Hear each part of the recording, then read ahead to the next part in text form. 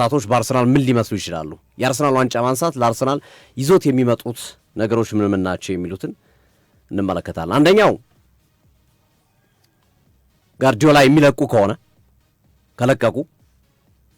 ለቀቁም አልለቀቁም ሚኬል አርቴታ የጋርዲዮላ አልጋ ወራሽ ወይም ጋርዲዮላ ተቆጣጥሮ የቆዩትን የእንግሊዝ ፕሪሚየር ሊግ እንደሚቆጣጠር ምንም ጥያቄ ያለው አይመስለኝም። ምክንያቱም አርሰናል ባለፉት አስተውስ ኮር መሐመድ ሳላ አንድ አስተያየት ሰጥቷል።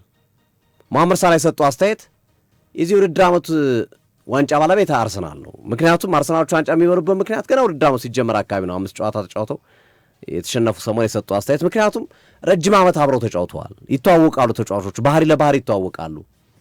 ያንዱን ችግር አንዱ ያውቃል፣ ያንዱን ጥንካሬ አንዱ ያውቃል። ስለዚህ አርሰናል በዚህ ተጠቃሚ ይሆናል። እኛ ላይ ስትመጡ አዳዲስ ተጫዋቾች ይበዛሉ፣ መጥተዋል። ገና እንደገና አዲስ ውህደት ይፈልጋል።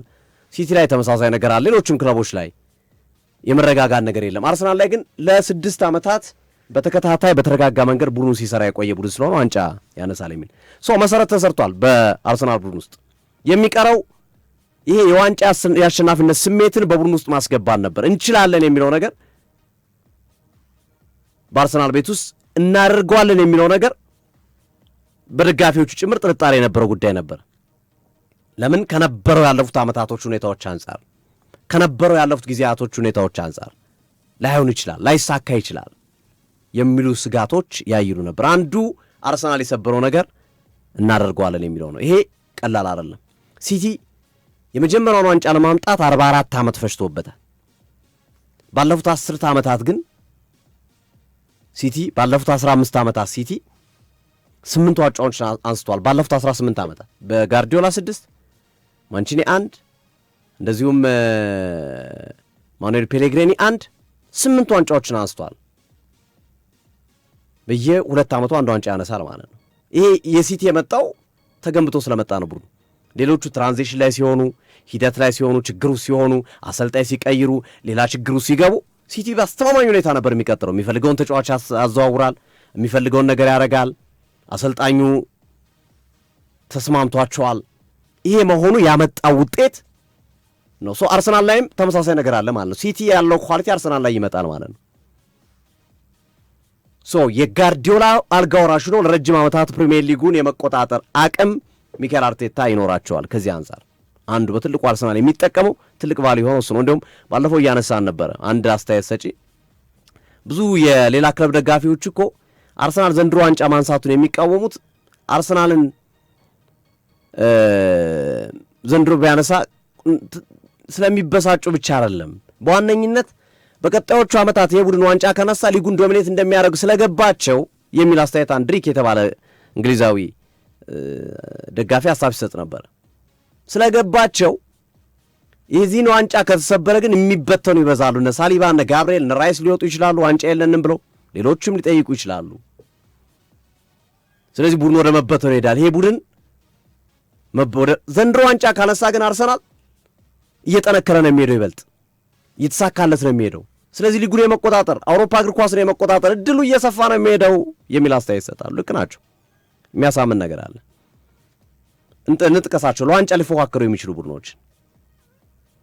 ሲቲ ጋርዲዮላን ከሸኘ በኤንዞ ማሬስካ ነው የሚመራው። በኤንዞ ማሬስካ ዋንጫ ይታሰባል? እኔ አይመስለኝም። ከባድ ነው። በኤንዞ ማሬስካ ጊዜ ይፈልጋል። ቢያንስ አርነ ስሎት እያየናቸው ነው ምን እየሆኑ እንዳሉ። የፕላኒንግ ችግር ያለባቸው አሰልጣኝ ናቸው። የቅድ ችግር ያለበት ክለብ ነው ሊቨርፑል።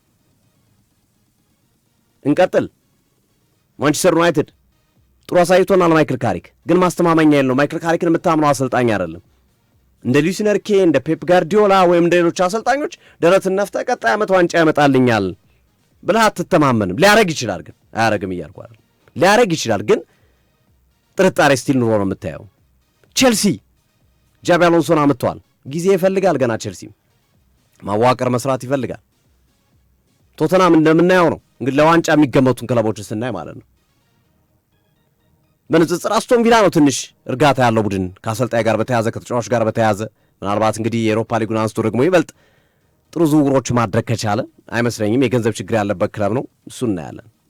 ስለዚህ መጪው ጊዜ አርሰናል ጋር እንዳሉት ሚኬል አርቴታ ቀጣዩ ጊዜ ፕሮሰሱ አልቋል፣ ከዚህ በኋላ ትረስ ዘ ፕሮሰስ የሚባል ነገር የለም፣ አሁን ከዚህ በኋላ ዋንጫ ብቻ ነው ያሉት ካለ ምክንያት አይደለም። እነዚህም መሰረቶች ሁለተኛና መሰረታዊ ነገር የዓለማችን እግር ኳስ ትልቁ ጉዳይ ምንድን ነው ግርምዬ?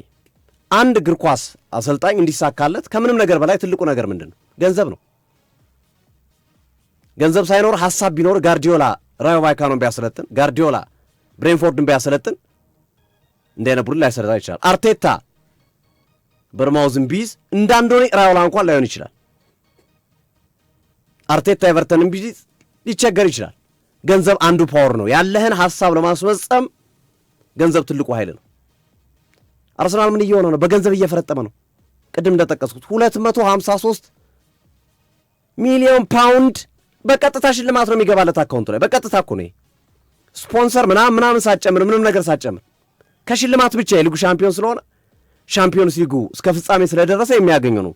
ሻምፒዮንስ ሊግ ሲበላ እስከ 50 ሚሊዮን እስከ 300 ሚሊዮን ዩሮ ድረስ ይደርሳል። በአብዛኛው ጊዜ እንዲህ አይነት ገንዘቦችን ክለቦች ለክለባቸው ማጠናከሪያ ነው የሚጠቀሙባቸው። ምክንያቱም ከስፖንሰር ብዙ ገንዘብ ያገኛሉ፣ ከደጋፊዎች ከማች ዳይ ቲኬት ብዙ ገንዘብ ያገኛሉ፣ ከሌሎችም ማአት የሚያገኟቸው ገንዘቦች አሉ። ብዙ ጊዜ እንዲህ አይነት የሽልማት ገንዘቦችን ወደ ተጫዋቾች ዝውውር ነው የሚያውሏቸው። አርሰናል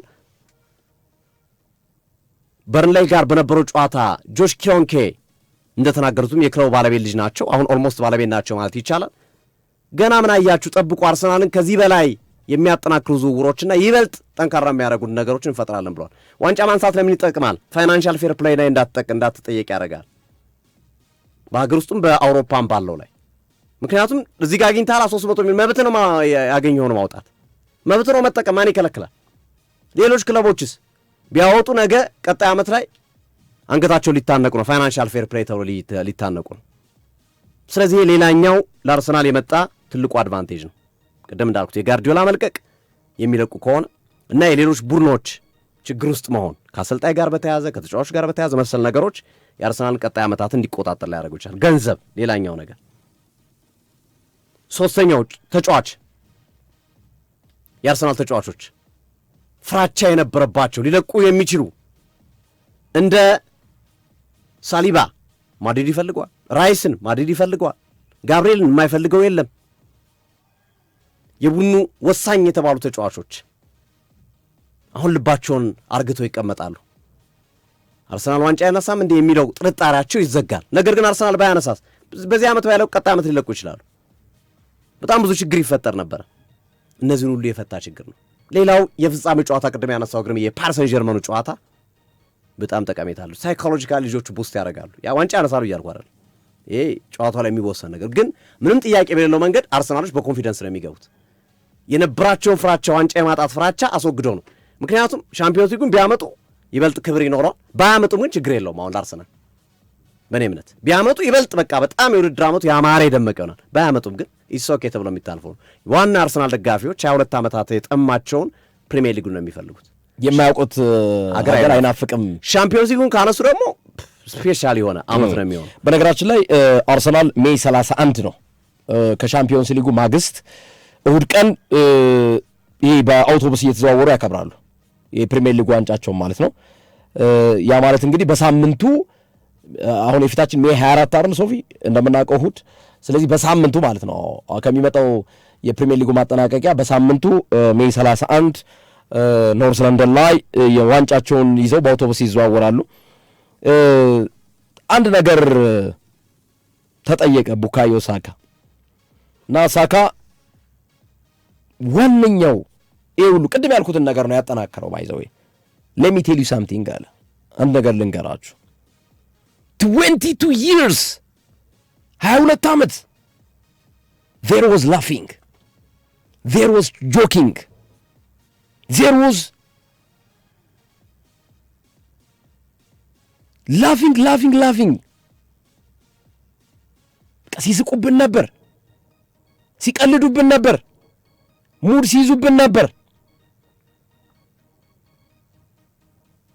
but now they are not laughing anymore አለ። አሁን ግን በቃ አለቀ። ሙድ መያዣው ጊዜ አለቀ። ምን ሲሳቅብን የነበረው ጊዜ አለቀ። look it's gonna be shining, it's gonna to be shining bright አሁን ያበራንበት ጊዜ ነው እና ይሄ ሁሉ ነገር የመጣው አርሰናል ቤት ይሄ ሁሉ ድብልቅልቅ የወጣው ምንድነው ብለው ለሚጠይቁ ሰዎች በሊቨርፑል ቤት ውስጥ አርቴታን አድርገው አርሰናል ሁሌ ሚዜ ሙሽራ መሆን የማይችል የምትለው ያቺ ይዟት የወጣት ጥቅስ ነገር አንድ ሁሌ አርሰናል ቦትለርስ እየተባሉ የሚተቹበት